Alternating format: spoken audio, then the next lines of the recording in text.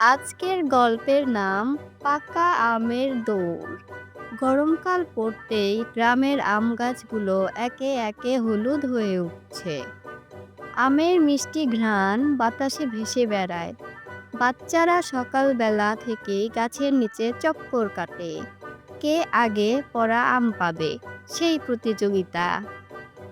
রজব আলী চাচার বাড়ির পাশে এক বিশাল গাছ, নাম ল্যাংড়া রাজা। পুরো গ্রামে বিশ্বাস এটা থেকেই সবচেয়ে মিষ্টি আম হয়। একদিন দুপুরে গরমে সবাই ঘামে ভিজে একাকার। এমন সময় হঠাৎ করে একটা পাকা আম পড়ল গাছ থেকে। তিন দিকে দৌড়, শিশু জামাল, কিশোর শিপন আর বুড়ো রহিম মিয়া, তিনজন একসাথে ছুটছে সেই আমের পেছনে। সবাই হাসে। রহিম মিয়া বলেন, এই গরমে আমি একমাত্র মোটিভেশন। শেষে আমটা পড়ল খালার হাঁড়িতে। তিনি সেটা কেটে সবার মাঝে ভাগ করে দিলেন।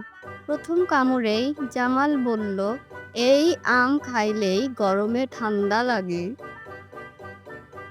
সেদিন থেকে প্রতিদিন দুপুরে গাছতলার আম মেলা, হাসি গল্প আর ঠান্ডা আম খাওয়া। To watch more Fang 59 cartoon, subscribe.